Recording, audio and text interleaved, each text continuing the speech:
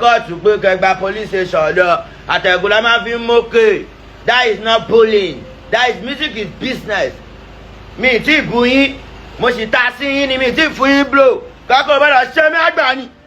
Ẹ wá àtẹ̀gùn la máa fi ń mókè mo ti fi ń mókè ó ti lọ mo ti wà lókè àjọ wà lókè ọ̀gbẹ́ni òkè àjọ wà ọ̀gbẹ́ni mi lè jábọ́. Ẹ má tẹ́tí mi ọ̀gbẹ́ni àjọ máa wọ́n mara wa ni òkè lájọ wà àjọ máa gbá sóò ni àjọ máa mọ́wọ́ ni. Mo lóbi mi. Ọmọlá Akobi Osupa ti dá sọ̀rọ̀ tó lọ láàrin Saheed Osupa àti Portable. Ọ̀rọ̀ yẹn ti di yánpọnyánrin o, ó ti dìjà gbóró láàrin àwọn fáǹsì Portable àti Osupa. Àmọ́ nǹkan tó lágbára tó fọ́ nínú ọ̀rọ̀ yìí ni pé àwọn èèyàn ti wá ń ta sí Akobi Osupa yìí lórí bó ṣe dá sọ̀rọ̀ yìí. Kí ló ń gangan sọ, ìkìlọ̀ wo ló filẹ̀ fún Portable nípa ọ̀rọ̀ Saheed Osupa? Gbogbo bóyá ní Osupa ju Portable lọ.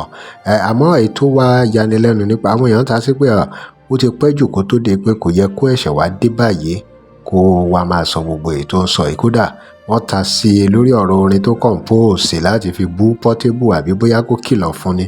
Làwọn èèyàn ní orin yẹn ò gbá rárá pé composition yìí kó try next time. Ẹ wo àwọn èèyàn sọ oríṣiríṣi lórí ọ̀rọ̀ yìí o. Lórí comment section ni wọ́n ti fi oríṣiríṣi ọ̀rọ̀ ni wọ́n ti fi tákù Akobi Osupa yìí lórí ọ̀rọ̀ Portable àti Osupa fúnra ẹ̀. Ẹ wo kan bẹ́nu fọ́nrán yìí ó lágbára.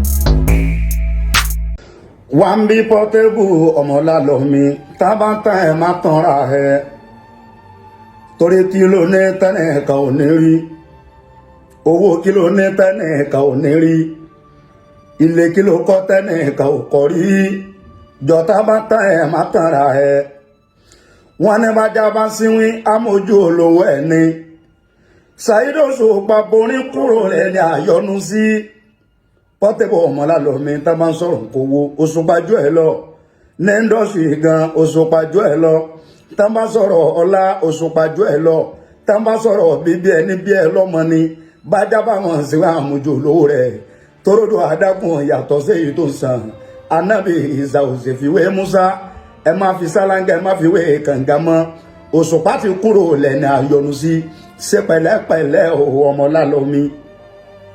Ẹ jẹ́ gbọ́ díẹ̀ lára nǹkan tí àwọn èèyàn sọ. Ismail Bello ní you guys should leave Portable alone, he's already apologized now. Gbogbo ti apologize, what do you people want again? Bọ́lájí Ògúntáyọ̀ ní since how many weeks now? Well now dey we no see you, we no see Oshafuji. Ọbalọ́lá just release im own. Na only the Wale come out for that mad boy last week. Comrade Makinde, this is late already but ẹni put more effort on composition as Akobi K3 pọ̀jù bẹ́ẹ̀ lọ. Bello Usman Adedayo ní this is a peaceful one, is cool and message well passed and delivered. Ebis fantastic ní advice kílẹ̀ ń fún un gan. Ẹ má advice ẹ̀ mọ́jọ gbogbo advice tẹ̀ ń fún mélòó ló múlò bẹ́ẹ̀. It's a nonsense but stop advising a person that can disgrace his father. Ọ̀gbẹ́ni Ìstúlẹ̀jọ́ Kazeem Yunus ló sọ bẹ́ẹ̀, not meaningful again. Sanjo Adébáyọ̀ David ní this is coming too late, your composition is very poor. Masheo Abiola Ojo, are you giving him money? You can blast the phone. Aluwa Osupa sound great than this, please. Akobi Yusuf, Igo Oni, Ori gbogbo wọn ti dàrú, so we must be begging you guys before you can come out for this deal. So how many weeks now? Adewale Osupa is the real son.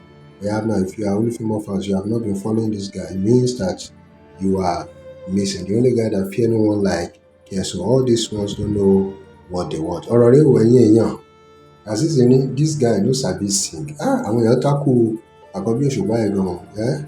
Ìyàtọ̀ sí pé ó pẹ́ kó tó jáde. Wọ́n ní composition ẹ̀ kò gbà rárá.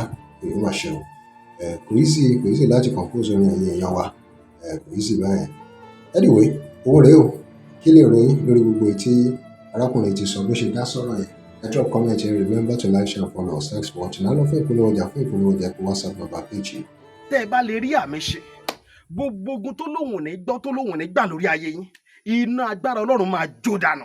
Kí lè nǹkan tẹ̀ ń là kọjá tó dàbí pé ẹ ti wá ọ̀nà àbáyọ ṣùgbọ́n tí ẹ ti rí ọ̀nà àbáyọ. Ẹ ti pàdé wòlíì yín ló fà ṣùgbọ́n arán mi sí ọ lónìí dádì, arán mi sí ọ lónìí mọ́mì. Olúwa lòun fẹ́ ṣe nǹkan ńlá nínú ayé yín. Olúwa sọ wípé gbogbo tẹ̀ ń là kọjá yín òun fẹ́ fi òpin sí. kí nìkan tẹ̀ ń là kọjá lórí ìgbéyàwó ni, lórí ọmọ ni, lórí iṣẹ́ ni, níbi gbogbo ni, bóyá ogun kan ló dàbí pé ogun yẹn le, ẹ ti gbìyànjú kò tí ì sí ọ̀nà àbáyọ. Ẹ jẹ́ àjọ gbàdúrà, ẹ jẹ́ àjọ wá ojú Olúwa, kí làṣírí ogun yẹn gangan, ẹ jẹ́ àjọ wádìí lọ́wọ́ Ọlọ́run ká dẹ̀ mọ ọ̀nà àbáyọ. Ẹ̀rọ ìbánisọ̀rọ̀ tẹ́ fi pè mí fún àdúrà àti ọ̀nà àbáyọ òun náà ni +234 70 25 47 5427 +234 70 25 47 5427. Bẹ́ẹ̀ ṣe ń pè mí fún àdúrà lórúkọ Jésù ẹ máa rí ìyanu